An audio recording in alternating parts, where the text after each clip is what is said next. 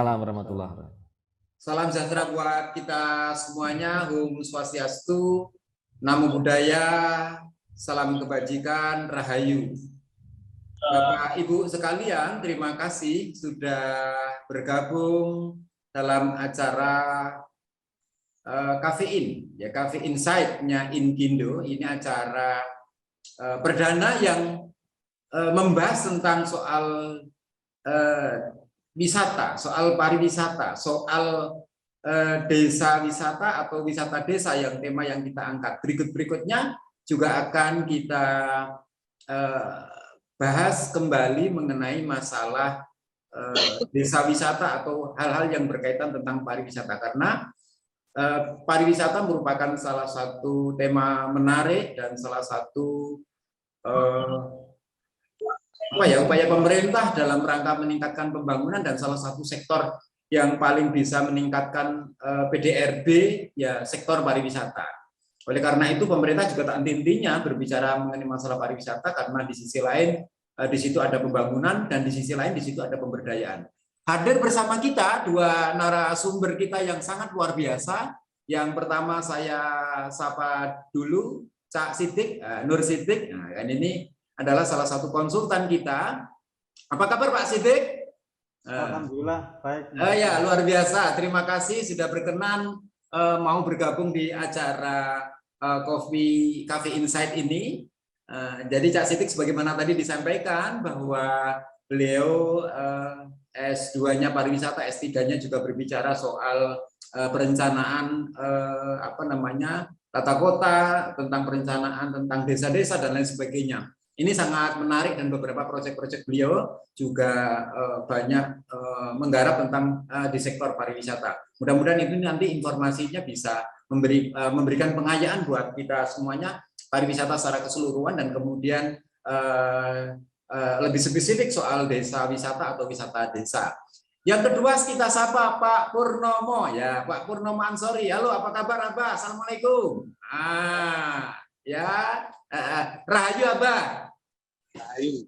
Ya, oke, terima kasih. Ini Pak Purnomo ini luar biasa Bapak Ibu sekalian. Pak Purnomo ini adalah ketua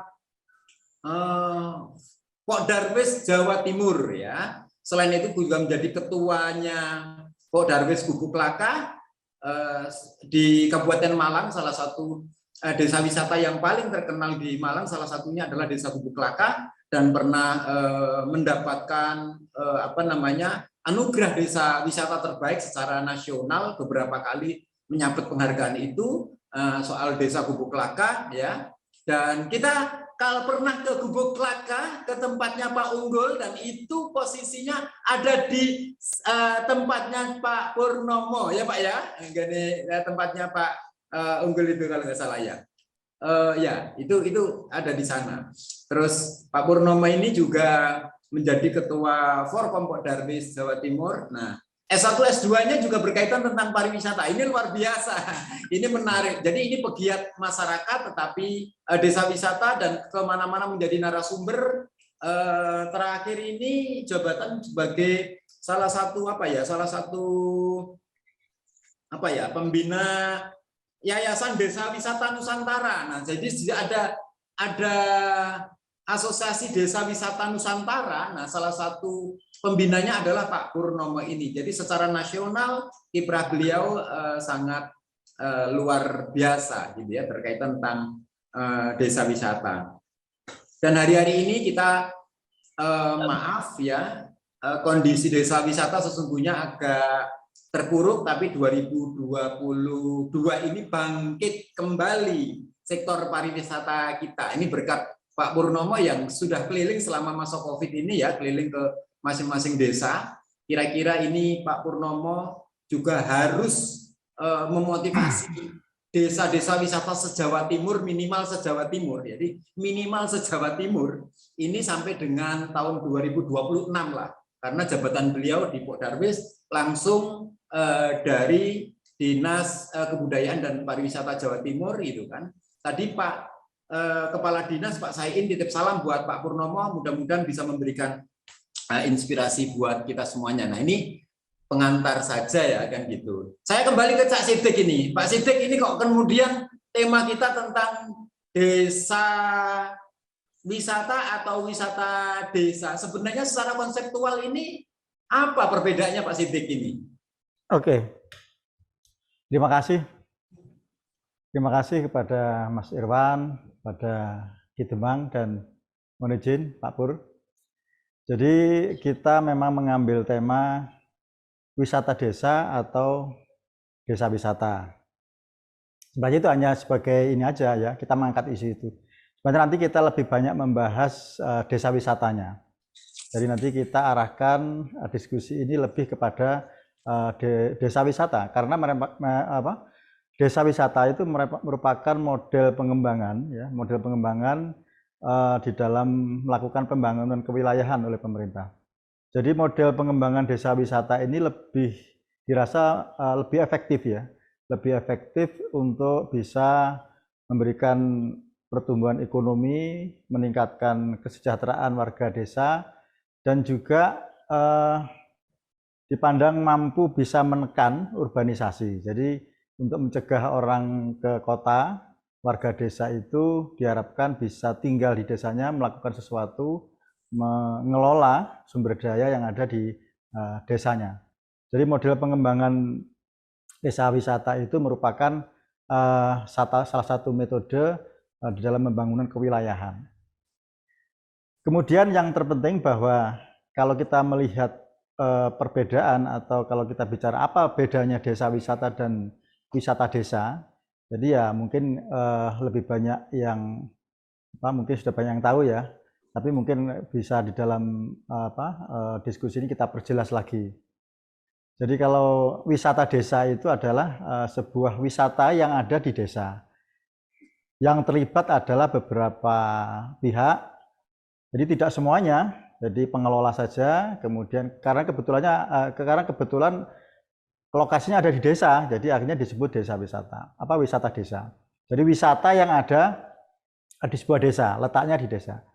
Tapi yang jauh lebih penting adalah desa wisata. Kalau desa wisata itu merupakan integrasi ya, integrasi dari atraksi, kemudian akomodasi, kemudian sarana pendukungnya, terlebih adalah sumber daya manusia yang ada di seluruh desa itu semua ikut terlibat. Jadi semua komponen ya, elemen, jadi struktur ya. Jadi suatu kegiatan wisata yang dimasukkan ke dalam struktur kehidupan di desa. Jadi memang diperlukan komitmen yang kuat. Jadi desa wisata itu diperlukan sebuah komitmen yang kuat pada semua sumber daya yang ada di desa itu. Jadi penerimaan dan dukungan itu merupakan suatu kunci dari keberhasilan desa wisata.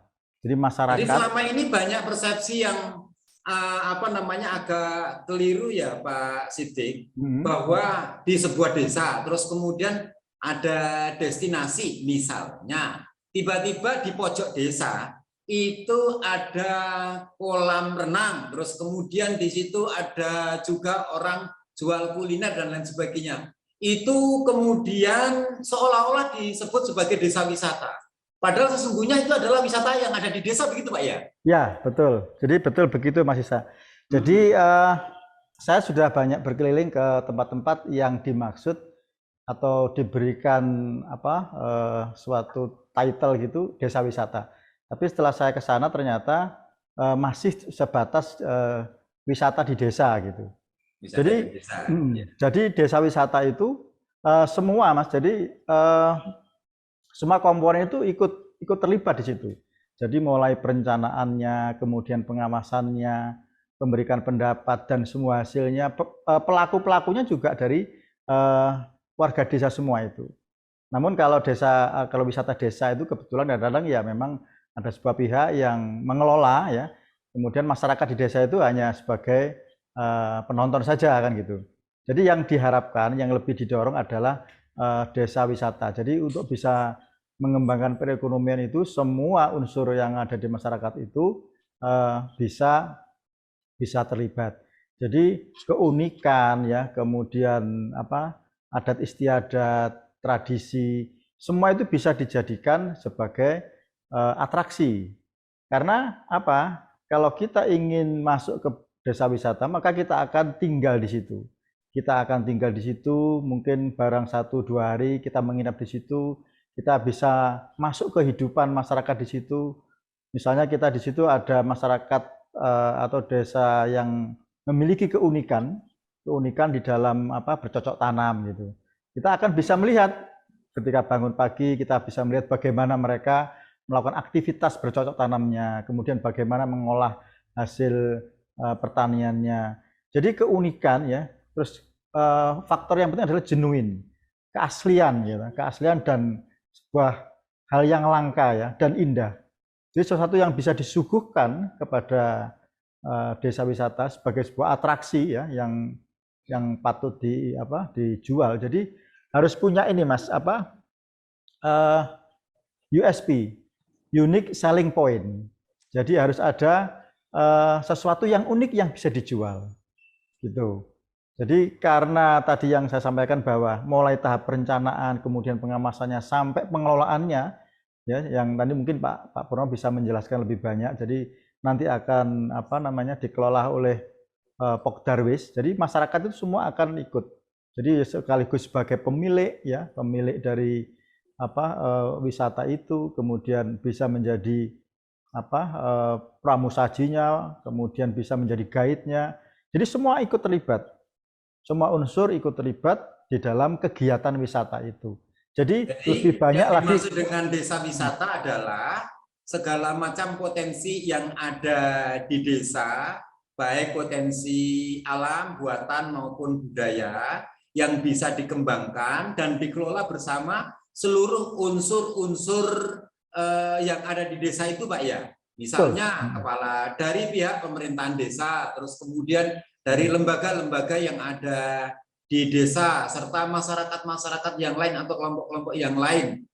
Itulah yang kemudian mengelola secara keseluruhan bahwa desa itu dijadikan sebagai desa wisata.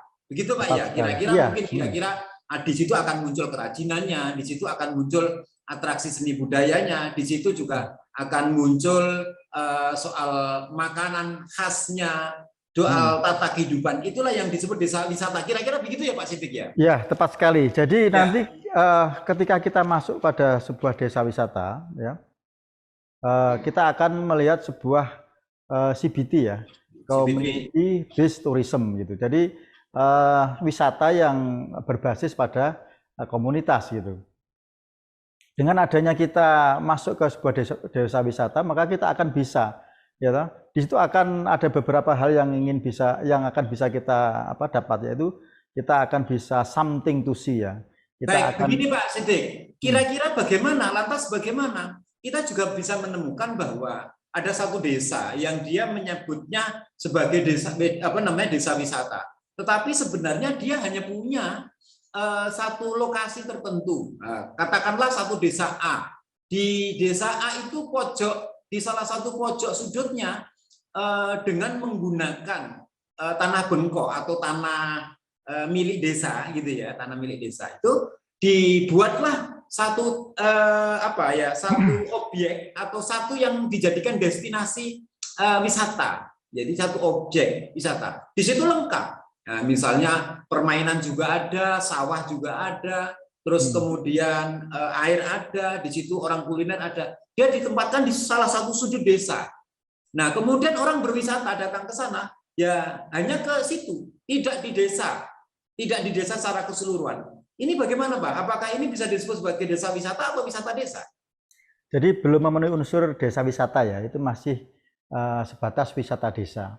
Jadi kadang-kadang ada hal yang dipaksakan ya, misalnya kita ingin membangun sebuah desa wisata, namun karena ada hal yang dipaksakan, misalnya kita membangun suatu atraksi yang memang terkesan dipaksakan, misalnya kita hanya membuat booth foto ya untuk swafoto, untuk selfie, akhirnya hal itu sudah banyak dilakukan oleh tempat-tempat yang lain, padahal yang kita tekankan adalah keunikan budaya, keunikan tradisi yang ada di desa itu.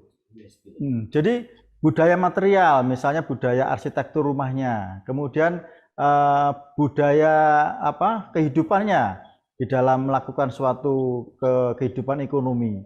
Jadi kita di dalam mengembangkan desa wisata itu adalah diarahkan pada bagaimana kita melestarikan ya lingkungan itu sendiri ya, ekoturism ya. Kemudian kita bisa meminimalisir bagaimana desa wisata itu tidak memberikan dampak yang buruk terhadap pelestarian alam.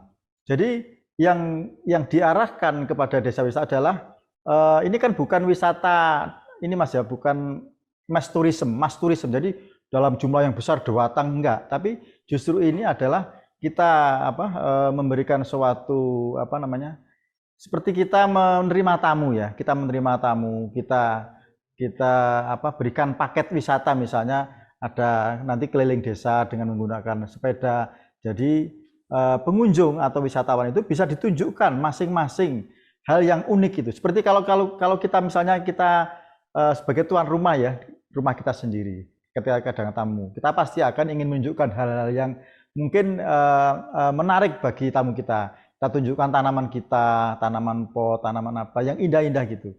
Nah, seperti desa wisata dalam konteks yang lebih besar, masyarakat bisa saling bekerja sama, saling bahu membahu, kemudian bisa bagi peran di situ. Ada yang menjadi juru parkir, ada yang menjadi guide, ada yang bisa memberikan, ada pemilik homestay-nya. Jadi bisa menjadikan diri sebagai pemilik homestay atau menjadi pramusaji. Jadi semua unsur di situ akan terlibat sehingga semua akan kebagian dari kue desa wisata itu. Baik, jadi saudara, sebagaimana yang disampaikan oleh Pak Siddiq, bahwa kemudian desa wisata adalah segala macam potensi ya, segala macam potensi yang ada di desa, baik menyangkut soal daya tarik, soal karakteristik masyarakat, soal mata pencarian, dan objek-objek lain yang semuanya yang ada di desa itu bisa dikembangkan menjadi sebuah desa wisata. Ya, baik dari sisi keunikan dan lain sebagainya itu menjadi wisata desa. Menjadi berbeda dengan desa wisata, menjadi berbeda dengan wisata desa. Jadi wisata desanya mengambil sebagian saja spot gitu ya, yang di situ orang berkunjung gitu kan. Mungkin di situ ada tiketing gitu kan. Kalau desa wisata tepatnya pakai paketing kan gitu ya, paket gitu ya. Dia datang paket mau apa? Mau belajar mengenai masalah adat, kebiasaan, seni tradisi, masakan, kuliner dan lain sebagainya, berapa lama dia tinggal di situ dan lain sebagainya. Itulah yang kemudian disebut dengan desa wisata. Nah, sekarang saya mau ke Pak Purnomo. Pak Purnomo, Pak Purnomo ini karena memang beliau menjadi motivator kami semuanya, para pelaku desa wisata yang se-Jawa Timur. Kira-kira apa yang disampaikan oleh Pak Siddiq antara desa wisata atau wisata desa yang ternyata seberapa paham sih sebenarnya masyarakat kita itu bisa membedakan antara itu, bahkan pelaku-pelaku desa wisata atau mungkin wisata desa itu seberapa paham sih Pak? Kadang kan gini, saya tahu di salah satu Pacitan itu ada satu desa, dia punya 3 pantai gitu kan, masing-masing kemudian ada tipunya 3 pantai, masing-masing ada pengelolanya sendiri-sendiri gitu kan, tapi masing-masing menyebut sebagai desa wisata kan begitu loh Pak. Nah, sementara mereka tidak saling connect misalnya seperti itu ya. Nah, kira-kira bagaimana Pak Purnomo ini? Siap, terima kasih gitu Bang. Selamat sore Pak Siddiq, Pak Irwan, dan Bapak Ibu semuanya. Mohon maaf baru sembuh dari sakit nih Pak. Sebentar, sehat selalu. 1 bulan terkapar nih. Oh iya. Jadi pemahaman masyarakat selama ini untuk membedakan desa wisata dan wisata desa itu masih ini ya, masih belum tepat. Kadang-kadang banyak masyarakat yang desanya belum desa wisata mengaku desa wisata. Ya. tamunya banyak memang di salah desa memang ada tamu banyak, tapi tidak menginap, bukan desa wisata itu, Pak. Oh iya. Itu bukan Mandi Visit. Ya. Kalau Mandi Visit itu kan wisata desa. Orang datang terus pergi, itu wisata desa. Kalau desa wisata mereka membeli paket, bukan tiket. Yang dibeli paket. Terangkai di sana paketnya mulai pertama masuk desa itu atraksinya apa ya, yang dibeli. Atraksi itu ada 4 ya, ada 4 hal. Ada samping tusi tadi sampaikan oleh Pak Nur Titik, samping tudu, samping tubai, samping tulen. Semuanya harus ada di desa wisata itu. Kalau salah satunya nggak ada ya kurang bagus, maka tidak akan bisa tinggal lama wisatawan. Maka mereka akan segera kembali ke desa, ke tempatnya masing-masing. Untuk menjadi desa wisata itu perlu ada lembaga yang mengelola. Satu, lembaga mengelola ya di sini Pak Darwis. Tapi akhir-akhir ini ada lagi Pokmas ya, yang digarap oleh Kemendes. Tentunya mengelola. Ya. Padahal BUMDes itu sendiri sebenarnya bukan pengelola desa wisata. BUMDes itu rumah besar yang salah satu unitnya itu ada unit wisata. Ya, ini yang menimbulkan kerancuan. Sehebat apa desa wisata, sebagus apa tatanan desa wisata, sebelum masuk BUMDes oleh Kemendes tidak diakui sebagai desa wisata. Contohnya desa saya. Ya. Kalau begitu kriterianya apa, Pak? Pak Pur, jadi kriteria desa wisata apa saja nih? Kalau kriteria desa wisata yang menurut Kemendes yang penting bisa mendatangkan tamu sebanyak-banyaknya sudah desa wisata. Tapi kalau tempat wisata lebih detail lagi. Jadi pertama harus ada lembaga yang mengelola. Yang kedua ada paket yang dijual.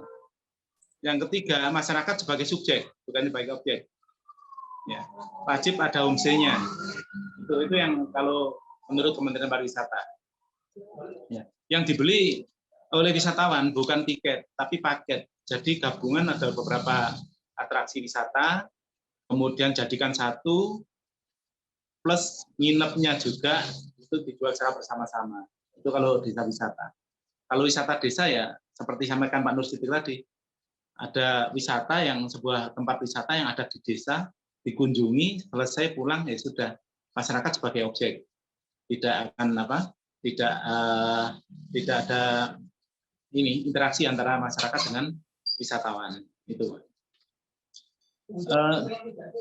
Kemudian kalau desa wisata, sekarang untuk desa wisata sendiri banyak yang ini ya, mereka yang mengatakan ini desa wisata, padahal belum masuk kriteria desa wisata, masih baru bangun salah buah bidang ya, bidang tanah, tamunya ramai, ini desa wisata A sampai B.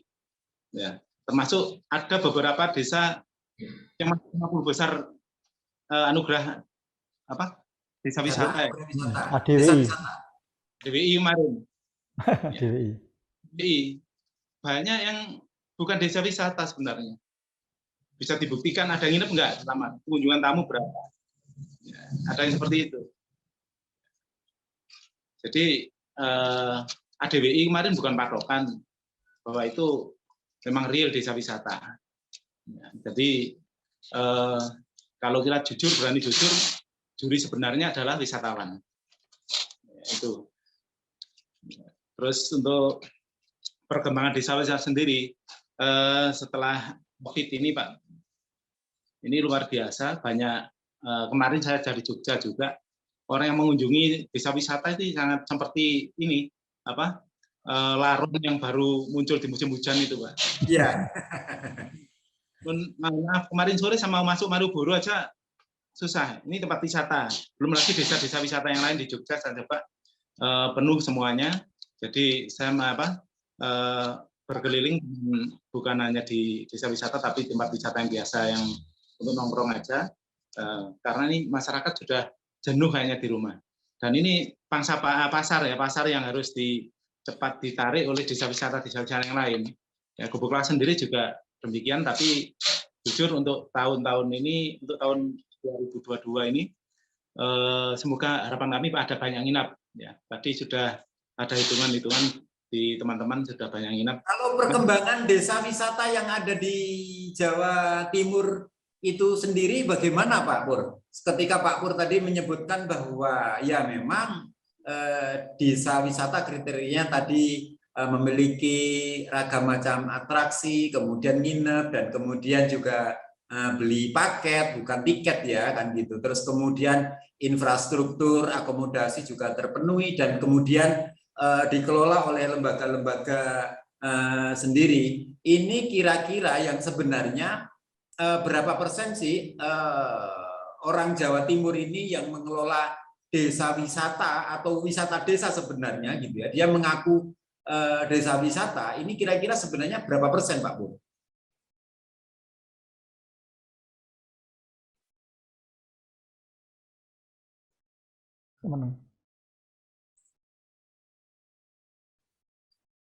Pak Bor? Gangguan jaringan barangkali. Ya, nampaknya Pak Pur gangguan teknis ya. Begitu Pak Sidik, tadi disampaikan Pak Pur mengenai masalah kriteria-kriterianya itu tadi saya sampaikan. Ya, saya lanjutkan tadi ya, yang 4 tadi ya. Jadi something to see. Kita datang ke sebuah desa, itu ada yang bisa kita lihat ya. Bisa pemandangan alamnya, landscape-nya ya, karena ada sesuatu yang indah dari bentang alamnya, itu something to see. Atau juga dari atraksi budayanya, ada tari-tarian yang pada event tertentu ada. Berarti kan kita ada sesuatu yang dilihat ya, something to see. Kemudian something to do. Something to do adalah kita bisa melakukan sesuatu di desa itu. Kita bisa bersepeda, kita misalnya ada yang konsepnya watching bird ya, bisa melihat burung, atau swimming, atau kita di sana bisa berenang, atau bahkan boating, praon ya Mas. Istilah Jawa praon gitu. Mungkin di situ kita bisa praon, menikmati wisata air praon gitu, berperahu. Atau hal-hal yang sifatnya ada leisure ya, leisure time. Jadi kita banyak hal yang bisa kita lakukan. Kemudian dia bisa mengunjungi misalnya di situ sebuah desa yang memiliki kerajinan batik, atau sebuah desa yang memiliki kerajinan membuat alat-alat tertentu gitu. Jadi kita di situ bisa melihat prosesnya, bagaimana bahan bakunya dari kayu misalnya, kemudian diolah menjadi bahan setengah jadi, kemudian oleh perajinnya dibuat sedemikian rupa sampai jadi. Di situ ada proses panjang. Artinya apa?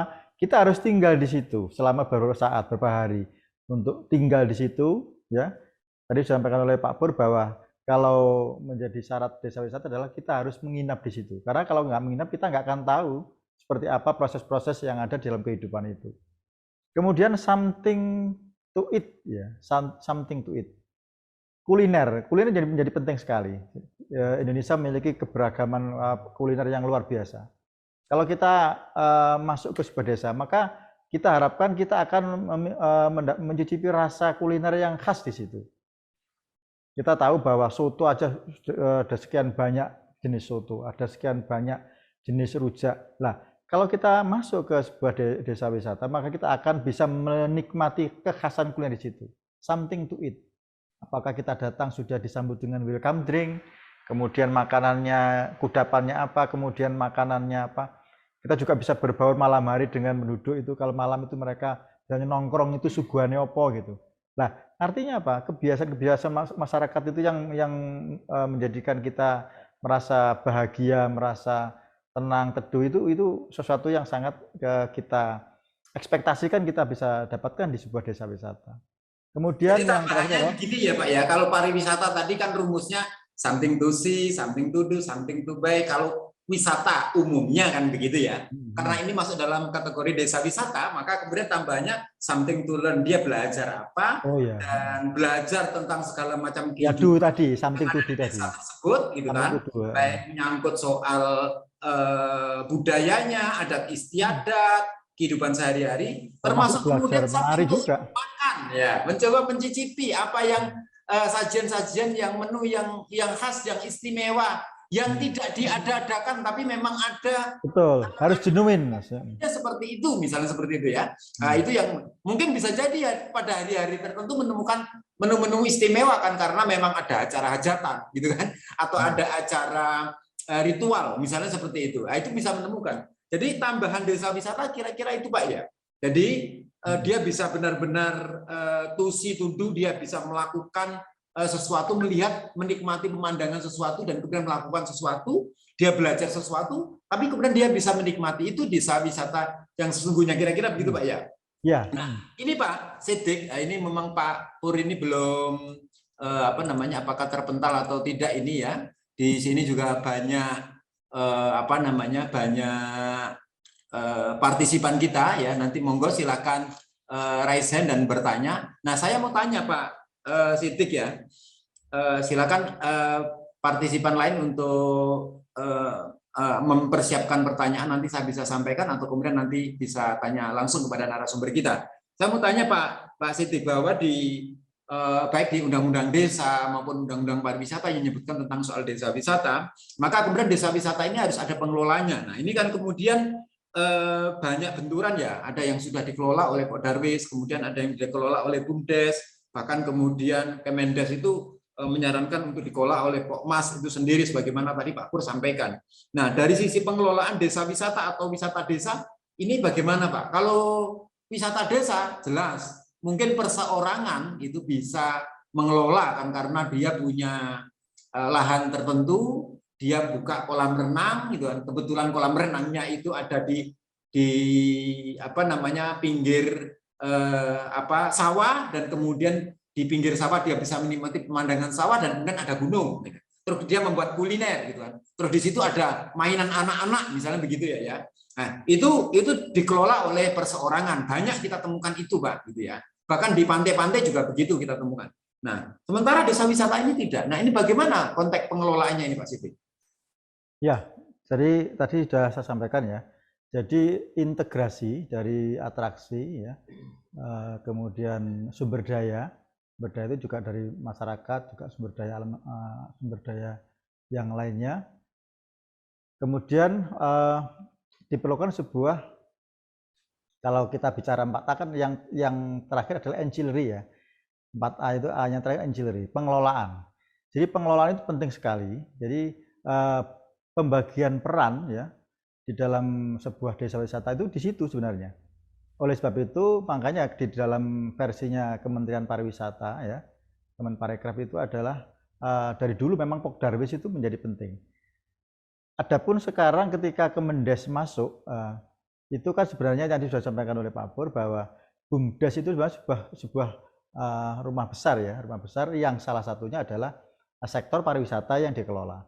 Jadi bukan satu-satunya sektor, tapi karena kita lihat bahwa saat ini yang menjadi tren itu adalah desa wisata, maka seolah-olah BUMDes itu mengelola desa wisata.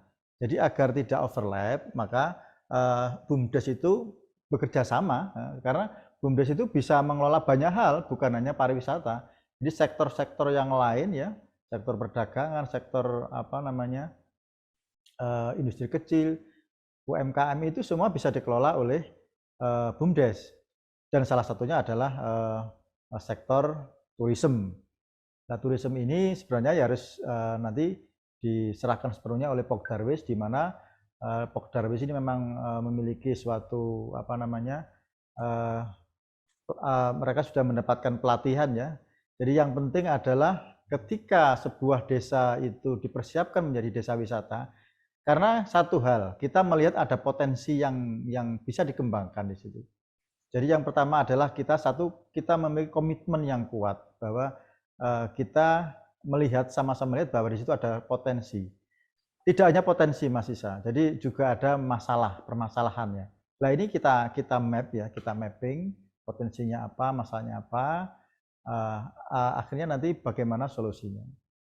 Kemudian diperlukan juga pelatihan ya, pelatihan pembinaan semua unsur sumber daya yang ada di situ, di desa itu, oleh pemerintah yang memang ada di sektor itu. Mungkin Kemenparekraf juga dari beberapa sektor atau kementerian yang lain yang mungkin terkait dengan sektor itu bisa ikut memberikan pelatihan. Namun yang ditekan di sini adalah sektor pariwisata. Karena apa? Kita membina suatu komitmen itu susah, Mas. Jadi keberhasilan suatu desa wisata itu adalah terbangun oleh sebuah komitmen bersama. Karena apa? Penerimaan dan dukungan. Penerimaan itu bagaimana? Masyarakat menerima ya bahwa desanya menjadi desa wisata. Jadi semua harus ikut sengkuyung, menyengkuyung ya, mendukung. Jadi masyarakat ikut mulai dari hulu sampai hilir itu semua akan terlibat. Tanpa adanya suatu komitmen bersama, desa wisata akan susah akan berhasil. Ya, oleh sebab itu karena kita sebut bahwa wisatawan itu harus membeli paket, maka paket itu kan harus dikelola bersama. Nanti si A yang memiliki homestay, kemudian si B yang menjual kerajinannya. Jadi ada sebuah klaster ya, klaster yang akan terbentuk dari sebuah desa wisata. Mungkin dari satu desa yang tadi disebutkan oleh Mas Isa tadi ada 2 desa yang saling bersebelahan juga memiliki objek yang sama. Jadi lebih baik klaster itu terbentuk secara bersama, saling mendukung. Jadi desa A bisa memasok untuk desa B gitu. Jadi kan pasti ada suatu ini. Jadi bukan saling bersaing tapi justru saling ini. Jadi kita akan melepaskan border ya. Borderless nanti akhirnya. Jadi sebuah kawasan desa wisata itu menjadi sebuah kawasan yang terintegrasi semuanya. Jadi dari lanskapnya, dari sumber daya manusianya, dari budaya materialnya, mungkin tari-tariannya. Kita ingat bahwa di Banyuwangi itu bagaimana tari Gandrung Sewu itu dulu bukan sebuah tari, bukan apa-apa, tapi sekarang menjadi sebuah tari yang luar biasa. Karena apa? Pelibatan seluruh unsur penari dari seluruh itu semua ikut. Karena mereka ingin eksis ya. Mereka diwongne lah. Akhirnya bangga dengan kostumnya, bangga dengan ditampilkannya banyak. Itu adalah akhirnya timbul sebuah semangat ya, semua kekuatan yang akhirnya secara bersama ini. Jadi bukan sebuah persaingan yang justru nanti tidak akan menghasilkan apa-apa gitu, tapi justru diperlukan sebuah sinergi. Baik, jadi sinergi ya kata kuncinya, bahwa kemudian desa wisata ini harus dikelola secara maksimal. Jadi memang ada bicara kelembagaan, bicara tentang pengelolaan desa wisata, bahwa kemudian ini dikelola secara bersama, tidak parsial. Memang ada satu kelompok ya yang kemudian diorientasikan untuk membangun kesadaran pariwisata, namanya adalah Pok Darwis gitu ya. Itu kelembagaan yang kemudian membangun kesadaran kewisataan di desa tersebut, sekaligus kemudian menjual tentang desa wisatanya. Baru kemudian memang ada juga desa kemudian meminta BUMDes untuk mengelola. Nah, baru kemudian BUMDes sebenarnya bisa membuat unit pengelola desa wisata. Jadi memang BUMDes bukan hanya jualan desa wisata saja, tapi banyak hal. Tapi salah satu ininya kalau dari peraturan Permendes ini yang terbaru, bahwa kemudian desa wisata itu minta untuk dikelola oleh BUMDes gitu kan. Nah, bagaimana dengan Pok Darwis, bagaimana dengan lembaga-lembaga yang lain? Ya, sampai saat ini tingkat akomodasinya masih kurang, masing-masing masih jalan-jalan sendiri. Baik, kita sapa ya, ini ada saudara kita dari Pak Idris, Sulawesi Selatan, luar biasa, jauh sekali ya. Pak Ngatman dari Jambi juga ikut bergabung dengan kita. Ada juga Pak Hari ya, Pak Hari dari FKTS Tangerang, ini luar biasa, Kota Tangerang ini ya. Kota Tangerang Sejahtera mungkin seperti itu. Ini luar biasa, beliau-beliau juga bergabung dengan kita. Yang saya lihat sejak tadi di layar saya ini Bu Nini ini ya. Bu Nini itu kan Bu Bendara, dan kemudian Pak Ketua juga ikut terlibat memantau kegiatan diskusi kita kali ini. Pak Irwan, nah ini mumpung ada Pak Irwan, ini kan ahlinya pengelolaan desa wisata ya. Mungkin kita juga akan bertanya kepada Pak Irwan. Tapi ini nampaknya Mbak Diah Arianti mau bicara, mau bertanya. Silakan Mbak Diah.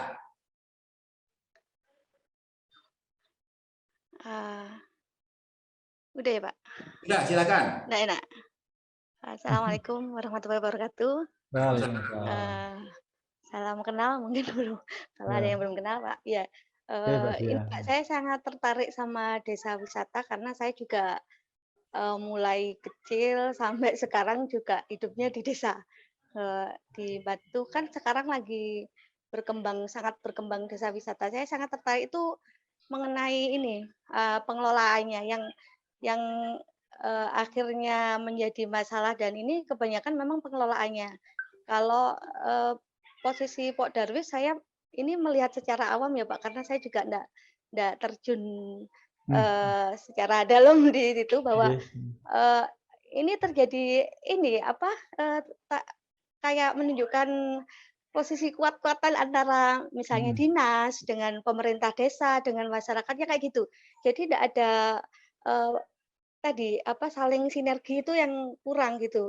Sementara kalau BUMDes kan sebenarnya memang perpanjangan tangan pemerintah desa di mana mereka bisa melakukan usaha kan gitu ya. iya betul. Nah, itu saya lihat sendiri pemerintah desa itu masih melihat BUMDes itu sebagai pihak lain yang kadang seperti itu, Pak. Jadi, untuk memberikan apa, Hmm, misalnya pengelolaan pada asetnya itu seperti, seakan memberikan pengelolaan pada pihak lain gitu, bukan bukan melihat bahwa itu tangannya sendiri untuk mencari pendapatan ke desa sendiri, hmm, kan seperti itu ya. hmm. Apa, pemberdayaan masyarakatnya, apanya kan bisa dikelola sama BUMDes itu. Sedangkan, Pok Darwis sendiri, saya kalau melihat mungkin sekarang sudah lebih baik, tapi, eee, tahun sebelum-sebelumnya itu karena kadang, orang-orang yang ditunjuk untuk berdiri sebagai Pok Darwis itu diambil desa itu ndak ada, eee, kaitan ke pemerintah desa. Jadi kadang langsung menunjuk dari Dinas Pariwisata ya, yang saya tahu ini. Mungkin ndak semuanya seperti itu, tapi kebanyakan seperti itu. Nah, ketika mereka juga sebagai Pok Darwis itu kan, memang tujuannya untuk apa, peningkatan kesadaran tentang sadar wisata itu kan ya. Lah, Pok Darwis sebenarnya kan bisa juga masuk ke BUMDes itu, jadi kalau seperti itu akan lebih bersinergi gitu loh. Nanti kalau Iya ada betul. informasi dari pariwisata itu kadang Hmm, yang sering jadi miss itu Pak. Jadi pariwisata ada misalnya sosialisasi dalam hal apa gitu melalui Pok Darwis gitu. hmm, Terus tidak hmm, melibatkan BUMDes atau desanya. Lah, ketika itu turun itu enggak nyampe lagi ke nah seperti itu hmm, yang sering ini. Kemarin beberapa tahun yang lalu itu pernah saya dengan Dinas Pariwisata memang, kita per desa itu mengkaji potensinya. Jadi satu desa itu kita cari potensi apa aja yang dari situ. Jadi satu desa itu misalnya ada 5 potensi desa ini yang seluruhnya melibatkan biasanya per dusun apa gitu. Nah itu sudah dibentuk seperti itu, hanya ketika sudah selesai dan masyarakatnya sangat antusias, itu terjadi seperti putus, kemarin itu seperti itu. Jadi akhirnya ndak ada arah lagi, kita pun akan misalnya tetap mendampingi itu sangat terbatas secara, hmm. apa namanya, secara apapun ya, tenaga ya, ini kan gitu.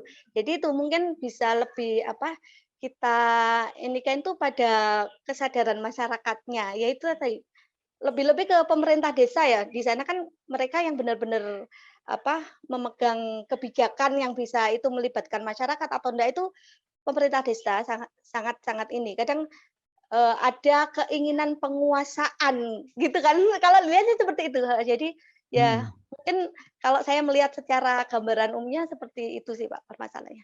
Oke. Baik, Mungkin itu terima yang kasih bisa Mbak saya Dia. sampaikan ya, terima kasih, ya Ya, monggo. luar Iya biasa itu. ya Mbak Diaryanti ya, Mbak Yanti ya. Ini melihat desa wisata yang ada di Batu. Mbak Dia, Mbak Yanti, ini Iya Pak. Anda perlu berbahagia.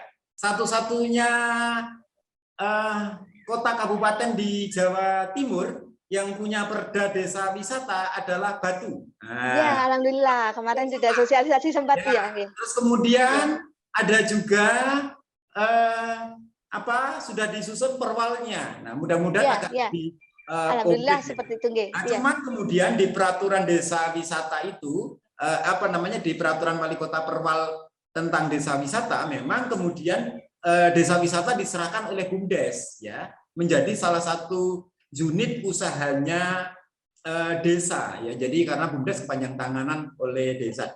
Nah, memang bagaimana perlibatan antara Pok Darwis dengan BUMDes. Nah, mungkin desa perlu mengakomodir. Problemnya hari ini bahwa kemudian di Batu juga muncul kelompok-kelompok lain, misalnya Fordewi, muncul Ladewi, dan lain sebagainya kan. Nah, ini nggih. bersama untuk mengelola soal desa wisata. Nah, nanti soal kelembagaan ini nanti kita bisa tanya kepada Pak Irwan. Ini sayang sekali ya, saudara. Ini tadi di Kabupaten Malang, tepatnya di daerah Gubuk Klaka ini hujan lebat, petir menyambar dan lain sebagainya. Pak Purnomo mati lampu. Ini mohon maaf. Nanti minta dijadwal ulang untuk bisa berbicara soal desa wisata ini. Kita mungkin butuh satu penanya lagi ya, mungkin Pak Irwan dan Pak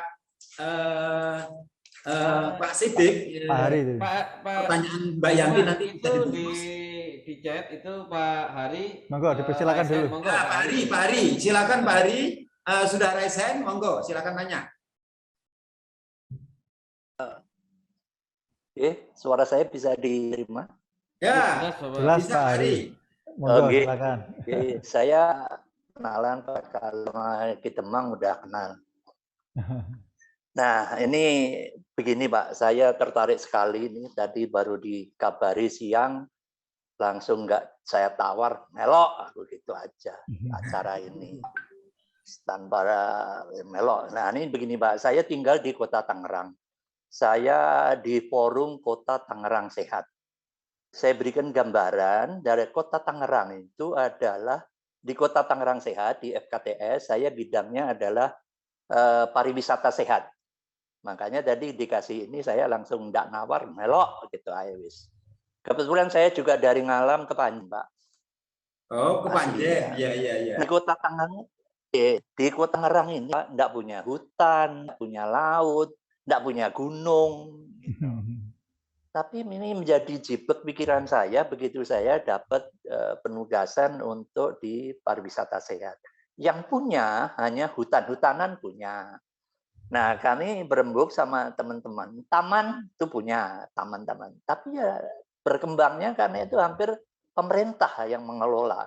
Jadi peran masyarakat hampir tidak ada. Nah, saya tertarik dengan sekarang di Kota Tangerang itu Pak ada KWT, kelompok wanita tani, atau yang ada di RW-RW itu berkembang menuju desa, gitu, wisata desa. Nah, saya mohon pencerahan, seperti apa ini kami harus berbuat, bertindak apa, seperti apa, untuk kemajuan akselerasi daripada RW-RW tadi, Pak. Begitu Pak Demang, dan begitu Pak narasumber, mohon pencerahannya. Terima kasih. Assalamualaikum. Waalaikumsalam. Baik, luar biasa. Tangerang sebuah kota ya, tapi memang ragam potensinya memang berbeda dengan yang namanya desa wisata. Ini luar biasa. Ini mungkin lebih banyak kampung-kampung wisata. Lain kesempatan mungkin akan kita kemas juga, usung juga tema-tema tentang soal kampung wisata. Biar kemudian apa yang diinginkan oleh Pak Hari ini bisa terakomodir ya. Gitu. Terima kasih Pak Hari. Baik, ini pertanyaannya dari Pak Hari dan kemudian Mbak Yanti tadi, mungkin Pak Sitik, Pak Irwan bisa menjawab, silahkan. Oke, terima kasih. Pak Irwan mungkin? Oke. Yang pertama dari Mbak Ariyanti tadi ya. Mbak Ariyanti tadi lebih banyak menyoroti masalah overlapping ya, overlapping atau tumpang tindih atau jadi kesannya ada ingin kuat-kuatan, jadi memang itu ego sektor ya, ego sektor yang memang sering terjadi. Nah, sebenarnya ini yang sebenarnya harus kita hindari. Sebenarnya ini yang memang menjadi masalah untuk meraih keberhasilan dari desa wisata. BUMDes itu kita posisikan sebagai sebuah, kalau misalnya di dalam Pokdarwis itu kan kalau kita lihat kan kelompok sadar wisata ya. Jadi ingin membangun sebuah kesadaran masyarakat bahwa desamu ini harus dijaga. Karena ini merupakan desa yang dikunjungi oleh wisatawan baik domestik maupun mancanegara untuk ke sini. Jadi mereka harus sadar bahwa untuk menjaga wilayahnya, menjaga lingkungannya itu harus dilakukan secara bersama. Oleh sebab itu Pokdarwis itu kalau kronologisnya seperti itu. Jadi yang namanya ekoturism ya. Sebenarnya pariwisata itu harus berkelanjutan ya. Sustainable tourism, kemudian berbasis masyarakat, ya, community tourism, dan yang penting juga adalah apa namanya berbasis lingkungan tadi, ekoturism.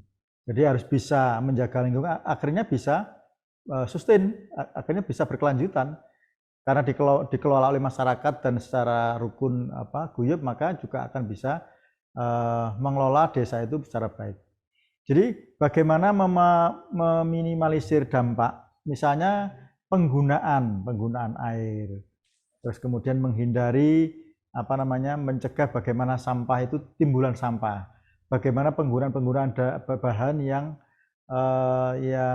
ramah lingkungan, menghindari penggunaan plastik, jadi semua disajikan secara alami ya. Jadi mungkin bisa dibungkus dengan daun, kemudian bahan-bahannya juga dari lokal. Artinya apa? Masyarakat atau pengunjung wisata atau wisatawan itu benar-benar bisa merasakan bahwa ini merupakan genuine ya, asli, original. Jadi yang tadi saya sampaikan, jadi harus ada alui ya, asli.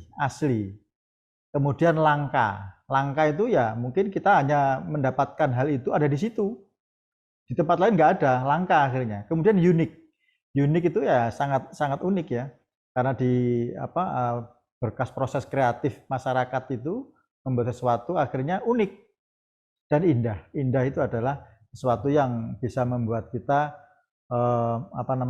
merasakan kesenangan, merasa terhibur oleh sesuatu yang kita temui tadi. Kemudian kalau kita bagaimana Mbak Ariyanti, bagaimana menghadapi atau di tempat tinggal kita ya, di tempat lingkungan kita seperti itu ya mungkin itu karena masalah kebijakan, saya pikir itu bisa dibicarakan lebih lanjut. Jadi semua pihak itu nanti akan duduk bersama, kemudian berbagi tugas, berbagi peran. Kalau semua menjalankan tugasnya masing-masing, saya pikir sinergi itu akan bisa tercapai. Kemudian yang dari Pak Hari tadi menarik juga ya, ini juga tiba-tiba Pak Hari mendapat tugas bagaimana mengelola sebuah lingkungan yang sebenarnya tidak ada lanskap wisatanya karena memang di kota. Jadi begini Pak Hari, dimanapun tempat kita itu harus bisa menciptakan sebuah hal yang bisa menjadikan kita merasa terhibur. Jadi kalau misalnya diarahkan kepada bagaimana itu tadi kegiatan wanita tani ya, tadi ada disebutkan ada wanita tani. Jadi wanita tani itu saya pikir bukan hanya di desa saja, mungkin di kota juga bisa urban farming ya. Jadi kita bisa mengelola lingkungan kita menggunakan teknologi urban farming. Kita lihat bagaimana yang itu Mas bagaimana kita banyak melihat bagaimana masyarakat itu menggunakan itu loh yang sudah dirintis oleh Mas Yudhistira di desa hidroponik ya, menggunakan bahan-bahan yang sangat terbatas di lahan yang terbatas, bisa menggunakan atap rumah, bisa menggunakan halaman rumah, itu semua. Nah, itu kalau bisa dikelola secara baik, mungkin wisatawan bisa tinggal di situ untuk bisa melihat bagaimana belajar membuat urban farming tadi, bagaimana hasilnya, bagaimana prosesnya, bibitnya bagaimana, kemudian nanti membangun komunitasnya untuk bisa menjual, memasarkan itu bagaimana. Jadi di situ sebenarnya ada unsur-unsur yang sangat penting ya. Jadi kita harus komitmen, kemudian ada pelatihan, kemudian ada pemecahan masalah, kemudian bagaimana membranding. Branding ini sangat penting Mas Isa. Branding ini sangat penting. Jadi branding itu tidak hanya sebatas pada tagline ya, kemudian jargon atau kata-kata yang sifatnya, tapi harus dibuktikan oleh sebuah trust. Kita harus bisa memenuhi janji-janji yang kita jadikan tagline itu menjadi sebuah hal yang memang benar-benar terbukti terwujud di situ. Akhirnya itu akhirnya branding itu akan berhasil. Jadi kalau kita bisa membranding pada suatu desa yang itu continue ya, bisa terbukti bahwa desa itu memang benar-benar seperti apa yang disampaikan di dalam branding tadi, maka akan bisa menjadi trust bagi pengunjung dan itu akan sustainable, akan berkelanjutan. Namun kalau kita hanya mengejar pada pendapatan sesaat ya, banyak yang datang hanya karena sesuatu yang mungkin sifatnya baru kemudian dibantu oleh media sosial yang begitu masif sehingga orang datang. Tapi begitu setelah menikmati hanya beberapa saat akhirnya ditinggal gitu. Jadi jangan sampai tren ini menjadi sebuah hal yang menggejala di dalam pengelolaan desa wisata. Jadi desa wisata benar-benar menjual atau membranding sesuatu yang genuine ya toh, unik dan bisa berkelanjutan. Ya. Semua terkelola gitu. Jadi Mbak Yanti tadi disampaikan bahwa memang perlunya keterlibatan multi stakeholder dari pemerintah tegas harus kemudian membuat aturan di desa, mungkin mengacu kepada peraturan perundang-undangan atau kemudian peraturan wali kota itu sendiri yang mengatur tentang bagaimana pengelolaan desa wisata. Kalau kemudian desa wisata dikelola atau disarankan untuk dikelola oleh siapa, maka kemudian yang lain kemudian mengikuti. Jadi tapi harus melibatkan semua unsur elemen ya. Misalnya tadi di situ juga ada kelompok sadar wisata, terus kemudian ada forum desa wisata, terus kemudian ada lembaga desa wisata dan lain sebagainya. Memang harus sama-sama harus mengelola. Jadi memang pengelolaannya ini memang pengelolaan bersama. Jadi tidak ada istilahnya monopoli ya, tidak ada monopoli soal pengelolaan soal desa wisata. Pun demikian tadi Pak Hari disampaikan bahwa jangan khawatir bahwa kalau memang kota-kota ini karena tidak punya desa gitu ya. Saya kira kota-kota sedang berkembang, mengembangkan wajahnya menjadi kota-kota yang tidak hanya layak huni tapi layak dikunjungi kan gitu. Nah, dengan pengembangan urban farming, terus dengan pengembangan pengelolaan lingkungan yang sehat dan lain sebagainya, saya kira itu tidak kalah menarik dengan dengan desa-desa wisata. Nah, mungkin lain kesempatan kita akan ulas tentang soal soal kampung wisata ya, kampung tematik, kampung wisata, kampung yang memang layak untuk dikunjungi dan layak menjadi sebuah destinasi. Kapan-kapan begitu Pak Ari, terima kasih. Nah, ini ada pertanyaan dari Mas Yudhistira ya. Mas Yudhistira dari Situbondo, bagaimana aksi cara menarik pengunjung agar datang ke desa kami, ke desa wisata Oleang, berarti oleh-oleh ini yang sekarang kami rintis ya, bisa menambah pendapatan bagi desa dan berapa persen pembagian pendapatan desa dan lain sebagainya. Nah, kalau soal pendapatan desa ya memang diserahkan pada acara musyawarah desa. Nah, biasanya begitu. Jadi jangan terpatok pada persentase kalau kemudian tidak dimusyawarahkan melalui desa kan gitu ya. Pengelolaan pendapatan desa itu ya memang persentasenya dikembalikan kepada musyawarah desa, bukan persentase bukan persentase seperti pajak begitu, bukan. Nah, melalui musyawarah desa oleh BUMDes atau kemudian oleh desa itu sendiri. Nah, kira-kira sih seperti itu. Mas Irwan, ini nampaknya lebih banyak bicara soal pengelolaan. Mungkin punya trik-trik, kiat-kiat khusus tentang pengelolaan desa wisata yang ternyata memang banyak beragam dan berbeda ini. Terima kasih Mas Isa. Mungkin saya tidak banyak menyorot terkait dengan bagaimana tadi mengelola membuat unit selling point-nya desa dan sebagainya gitu ya untuk menjadi ini. Tapi saya lebih tertarik tadi masalah kelembagaan, kemudian juga bagaimana tadi disebutkan ada kelompok masyarakat. Jadi kalau kita berbicara terkait dengan tadi disampaikan Pak Sidik, desa wisata ini lebih ke bagaimana kita memberdayakan manusia atau masyarakat. Jadi people-nya ya. Jadi ini people lebih di ini. Nah, kalau kita berbicara terkait dengan BUMD tadi itu secara kelembagaan ini adalah lembaga yang sifatnya adalah top down. Nah, ini dua hal yang mestinya tidak boleh dipertentangkan begitu ya. Harus ketemu jalan tengahnya karena memang keterlibatan masyarakat ini mestinya ini harus bottom up gitu ya. Nah, jangan sampai kebijakan yang top down tadi itu menghilangkan potensi-potensi sehingga potensi desa wisata ini menjadi hilang. Dan ini memang butuh kearifan bagaimana nanti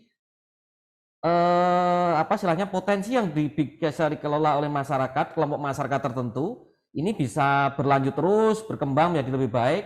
Kemudian peran yang bisa dikembangkan oleh BUMD tadi, barangkali seperti itu, ini mestinya juga harus lebih jelas. Karena kalau kita melihat BUMD tentunya ini adalah kebijakan dari atas yang sifatnya untuk mengembangkan seluruh potensi desa di luar desa wisata, barangkali tidak hanya desa wisata maksud saya, dan nanti seluruh potensi yang ada. Nah itu mungkin barangkali Mas Isa. Kemudian juga terkait dengan desa wisata ini, sebagai seorang yang banyak berkecimpung di kebumian ini Pak Sidik ini, banyak sekali potensi-potensi sebenarnya desa wisata yang secara alami dia mempunyai karakter-karakter yang bisa dikembangkan. Nah, ini banyak yang belum disadari oleh masyarakat, kemudian akibatnya hanya sebatas tadi sampaikan Bu Diah tadi ya, diidentifikasi oleh pemerintah daerah ternyata tidak dipahami dengan baik. Nah, kondisi-kondisi alam, potensi-potensi natural ini yang sebenarnya perlu barangkali mengajak teman-teman yang dari konsultan atau misalnya seperti Ingindo, kemudian seperti asosiasi yang lain yang terkait, ini bisa untuk lebih bagaimana ini membuat informasi ini menjadi lebih tersebar keluar sehingga potensi-potensi itu bisa menjadi gaungnya itu bisa diterima oleh pengambil kebijakan itu. Kemudian juga karena kita berbasic pada alam, kalau di desa itu saya secara pribadi sangat menekankan pentingnya aspek keselamatan ini ya. Jadi keselamatan terkait dengan bagaimana kalau kita nanti membuka lahan. Ini penting sekali kaitannya dengan karena kita di desa wisata ini yang kita cari adalah ini ya, objek yang menarik, menyenangkan dan sebagainya, jangan sampai menjadi ada potensi yang menyebabkan bencana. Jadi misalnya kalau kita berada di kawasan perbukitan, lereng-lereng, nah kita harus hati-hati betul bagaimana cara memotong lereng, mengamankan tempat misalnya berkumpulnya wisata ataupun pengunjung ini harus benar-benar aman dari potensi tadi. Ini barangkali yang mungkin harus kita lihat kalau kita di desa wisata, terutama yang di sekitar perbukitan kayak di Batu, Malang dan sekitarnya, aspek keselamatan saya kira menjadi pertimbangan sangat penting sekali Ki Demang. Ini untuk mengembangkan itu. Kemudian juga bagaimana menggali tadi informasi-informasi yang secara natural barangkali ini banyak di level akademik ataupun di level penelitian ya, tapi belum sampai ke masyarakat itu. Nah itu harus digali. Kemudian tadi mungkin barangkali kalau saya sebagai penikmat aja nih, saya melihat bagaimana cara memarketingkan daerah wisata. Ini kalau saya sebagai penikmat wisata, saya akan prefer barangkali suatu desa wisata itu dengan story-nya Pak Sidik. Cerita. Ini kekuatan ini, story ini luar biasa ya. Jadi misalnya di suatu tempat di situ ada cerita apa gitu ya, artinya sesuatu yang menarik misalnya. Nah ini akan mudah sekali story ini menjadi viral gitu ya. Seperti tadi dari Mas Yudis ya di situ Bondo, saya pernah ini datang ke tempat beliaunya bersama Pak Sidik juga ini di situ Bondo. Di situ ada pertanian organik yang di atas tanah yang kering kerontang, batu kapur dan sebagainya. Apa yang bisa digali story dari situ, kemudian ini kita viralkan di sana. Karena kita sekarang punya media yang media sosial kita itu 24 jam, 7 hari seminggu ya, itu bisa diakses. Kemudian juga ini menjadi kekuatan yang sebenarnya kalau kita bisa mengoptimalkan itu sangat ini. Jadi saya kuncinya mungkin kita harus bagaimana membuat story. Coba perhatikan kawasan-kawasan wisata yang menarik itu biasanya ada story-nya atau memang dikemas di package dengan story-story yang ini mudah diceritakan dari mulut ke mulut sehingga ini memaksa orang, menginspirasi orang untuk datang. Barangkali demikian Ki Demang. Ya luar biasa Pak Irwan.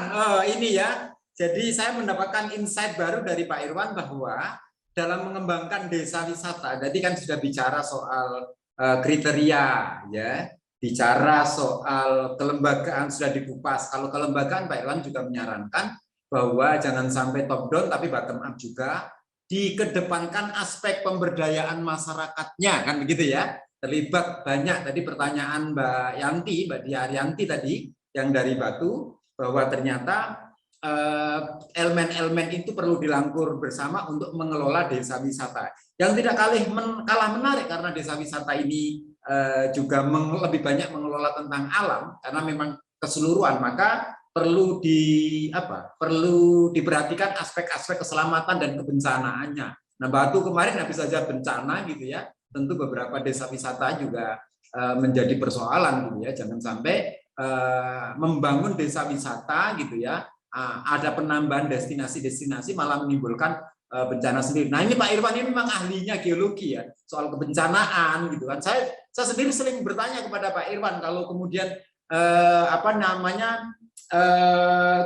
geopark gitu ya. Jadi geopark yang ada di Pacitan, Trenggalek sampai Jogja dan lain sebagainya itu kan potensi baru. Itu menjadi tempat-tempat wisata, ada gua-gua dan sebagainya. Nah, ini kalau begini-begini konsultasinya sama Pak Irwan karena paham betul tentang soal kebencanaan, paham betul tentang soal geologi dan lain sebagainya. Ini menariknya gitu. Nah, yang menarik tadi yang masukannya Pak Irwan bahwa jangan sampai kita bicara soal desa wisata tidak punya storytellingnya. Storytelling menjadi kekuatan inti daripada kita menjual soal desa wisata. Nampaknya ke depan kita perlu pendalaman tentang bagaimana marketing ya, marketing desa wisata itu sendiri ya. Nah, ini tadi Mas Yudis dari Situbondo yang hadir di sini sangat banyak ya. Ada Pak Nugroho. Nah, Pak Nugroho ini dari Bojonegoro. Wah, jauh sekali ya ini Pak Nugroho. Ada juga Mas Johan dari Magetan. Ini juga nampaknya pelaku desa wisata juga Mas Johan ini di Magetan ya. Di sana ada apa namanya batik Songgolangit atau Bumi Langit, nggak ngerti itu. Nah itu ada banyak di sana itu ya, Bumi Langit ya. Nah, itu juga begitu. Ada juga Bu Rini. Terus kemudian ada beberapa mahasiswa, ya ini tanya, beberapa mahasiswa pariwisata juga hadir di sini ya, ada Vergilius, dan lain sebagainya. Nampaknya ikut bergabung dengan kita. Mudah-mudahan acara ini bermanfaat. Ini Mas Yudhistira menunjukkan potensi di kampungnya hanya dihuni oleh 26 keluarga, mengelola hutan adat gitu ya, ada budaya sarung lokal itu menjadi ciri khasnya gitu kan. Kampung yang apa namanya kampung atau desa yang terkenal dengan H2O-nya, jadi oksigennya gitu ya. Ada kegiatan budaya tandur di sana yang kemudian menjadi paket wisatanya. Terima kasih nih Mas Yudis, tidak bertanya tetapi kemudian menyampaikan sesuatu yang ada di sini, tapi tadi sempat bertanya. Kira-kira begitu. Ini luar biasa. Peserta kita ada Mas Dimas Karisma, Mbak Nindya Sari, Pak Ruslan ya, dan Pak Hadi Witono. Tadi Pak Hadi Witono saya melihat bahwa sempat mengamati kegiatan ini, mengikuti kegiatan ini di mobil ya. Mudah-mudahan sampai perjalanannya gitu ya, mungkin mampir kuliner kali ya, terus mengikuti kegiatan ini. Pak Siddiq, ini masih menarik ya soal desa wisata ya. Betapa besar potensi desa wisata ini Pak Siddiq. Nah, terakhir yang berkembang itu ya, desa wisata satu dengan desa wisata yang lain itu mempunyai keragaman. Jadi mungkin ada di satu kecamatan katakanlah begitu. Sebenarnya desa wisata satu dengan desa wisata yang lain itu mempunyai keragaman. Ini lantas bagaimana Pak Siddiq? Sama-sama kita bicara soal desa wisata, tetapi di sisi lain itu ada dalam satu kawasan. Ini bagaimana cara mengelola desa wisata tersebut? Oke, terima kasih.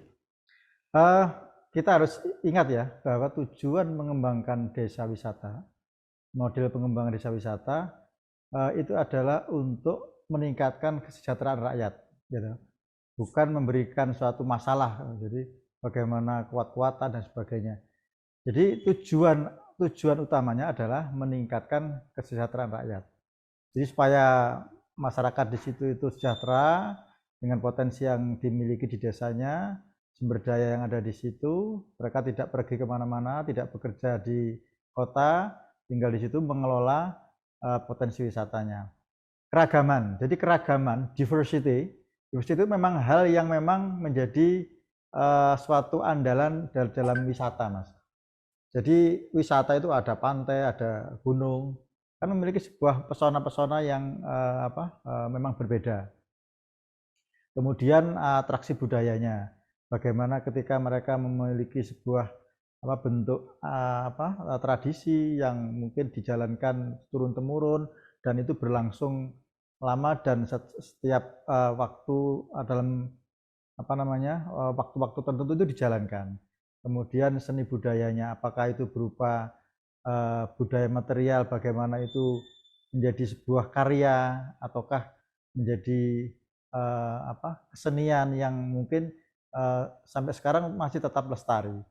Jadi dengan adanya pariwisata, dengan adanya desa wisata, ini justru bisa mendorong atau justru bisa mempertahankan pelestarian, baik itu pelestarian alam dan juga pelestarian seni budaya. Dengan adanya kunjungan ke sana, maka diharapkan ada uang yang bergulir di desa itu. Jadi mereka tinggal di sana itu kan mengeluarkan duit, ya toh? Wisatawan itu mengeluarkan duit, membeli, kemudian makan sesuatu, pulangnya nanti juga akan membeli sesuatu yang ada di situ. Jadi semakin banyak uang atau yang beredar di sana, maka modal ya, investasi yang ada di sana itu akan semakin berkembang. Jadi BUMDes yang tadi juga sempat kita singgung, jadi BUMDes itu kalau misalnya memiliki kemampuan finansial, justru akan bisa dikembangkan untuk mengembangkan infrastrukturnya juga.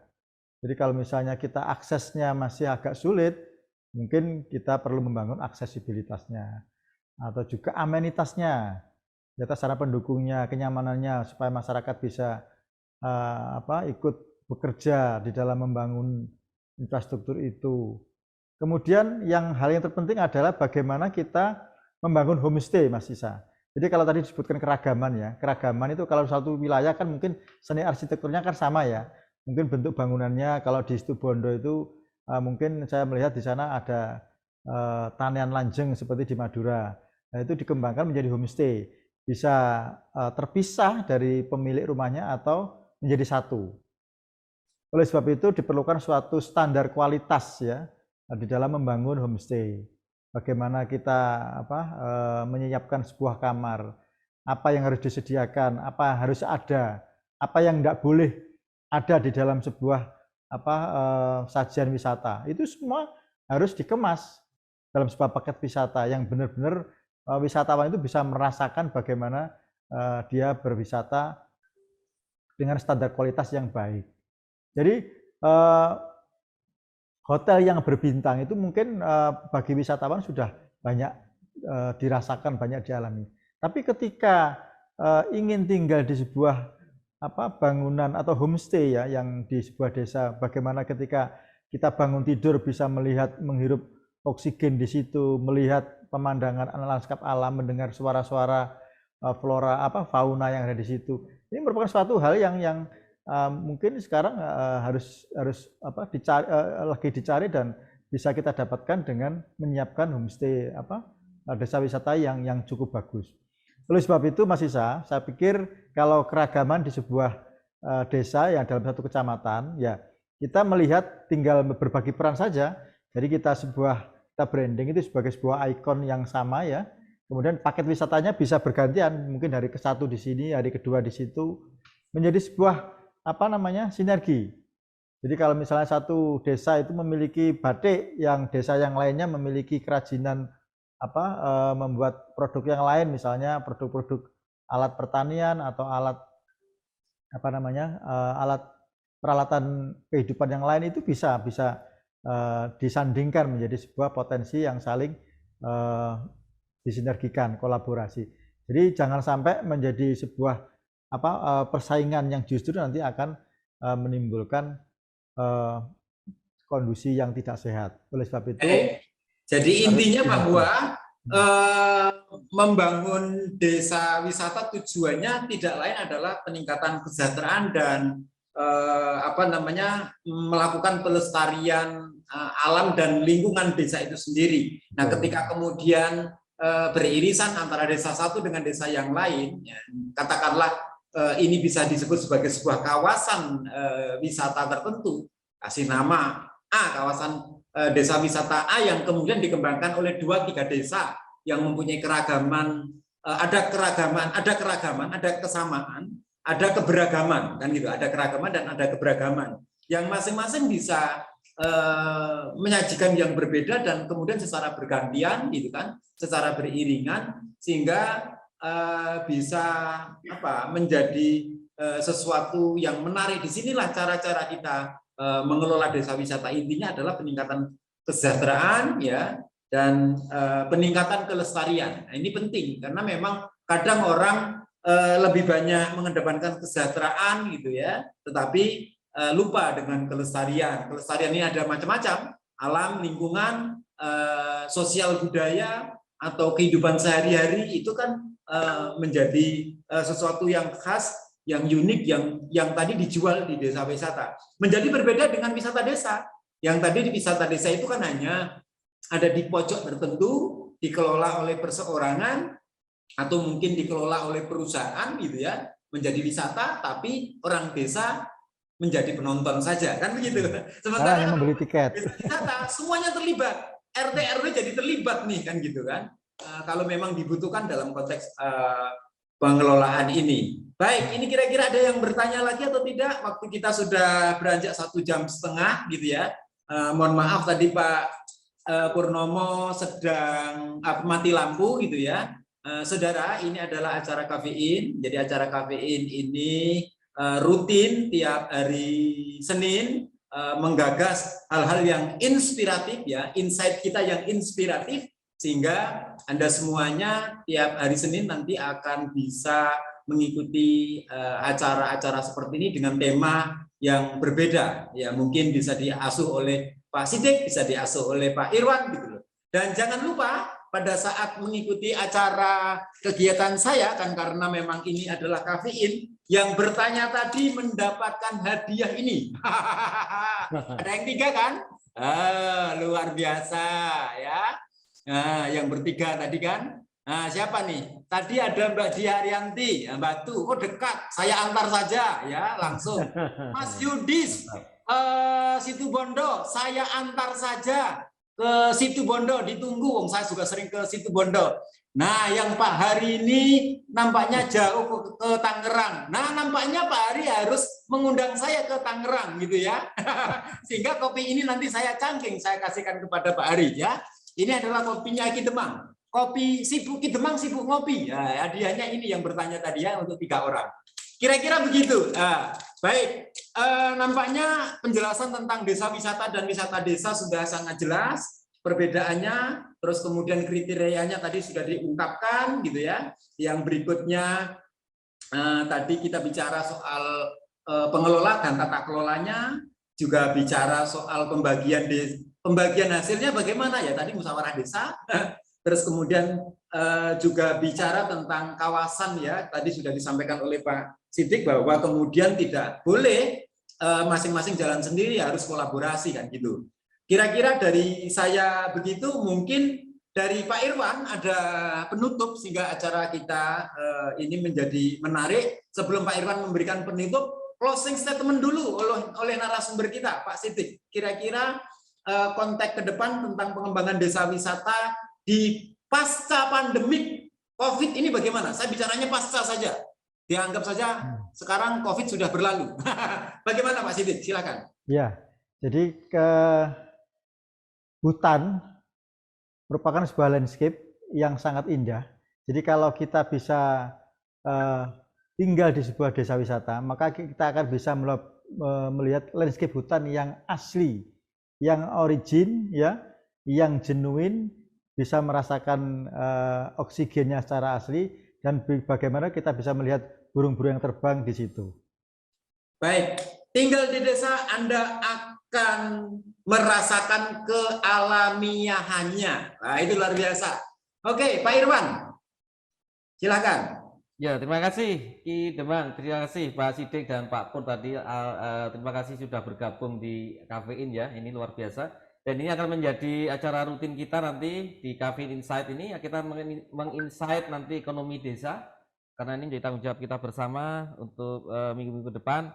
Dan ini tadi saya menggarisbawahi beberapa hal yang sangat penting. Tadi sampaikan Pak Sidik, cara terindah, cara ternikmat untuk menikmati keindahan dan anugerah dari Allah SWT adalah bagaimana kita bisa berkunjung ke desa wisata tadi.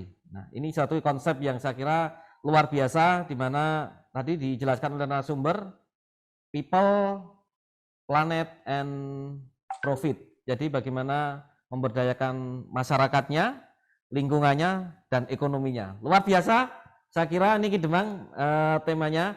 Terima kasih atas partisipasinya dan sampai jumpa nanti di minggu depan berikutnya dengan tema-tema yang lain dan tema-tema desa yang akan kita adakan di seri berikutnya. Dan nanti ke depan Ki Demang akan mengawal untuk tema desa ini, nanti dengan mungkin barangkali narasumber yang tidak kalah menariknya, kami selalu mengundang dari teman-teman untuk bergabung.